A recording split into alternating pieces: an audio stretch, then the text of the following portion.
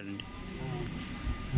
గురుగారు జబర్దస్త్ ఆర్టిస్టు బలగం ఫ్రేమ్ బలగం సినిమాలో కూడా అవునండి, ఆ పాత్ర వేరు. ఇప్పుడు మీరు నటించే పాత్రకు ప్రాధాన్యత ఉండాలి.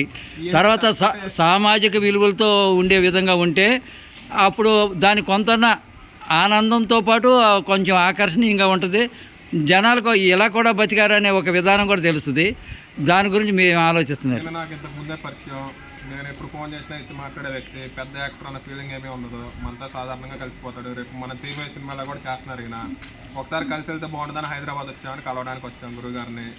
ఈయన ఒక బయట సినీ ప్రోగ్రాంలు కూడా చేస్తున్నారు, డ్రామాలు అట్లాంటి పౌరాణికాలు ఆ కళ నశించిపోకూడదని ఈయన ఇంకో పార్ట్నర్ కలిసి చేస్తున్నారు. ఆ విషయాల మీద మనకు పరిచయం. మొన్న నేను ఇంకో సినిమా కో డైరెక్టర్ చేస్తున్నారు, 16వ తారీఖు స్టార్ట్. అది దానికి కూడా వచ్చారు గురువుగారు. దాంట్లో కూడా పాత్ర ఉంటుంది, ఈ సినిమాలో కూడా పాత్ర ఉంటుంది. మీరు అట్లా పైకి వెళ్తే మమ్మల్ని కూడా పైకి తీసుకెళ్లాలని, మీరు జబర్దస్త్ చేసినట్టు మమ్మల్ని కూడా ఏదో ఒక ఫ్రేమ్ మాకు కూడా తెప్పించాలని, మా సినిమాకి మీరు వస్తాం, మాకు ఒక అదృష్టం అనుకోండివే. ఎందుకనంటే చలనచిత్రం అంటే జనాలని చైతన్యపరిచేది.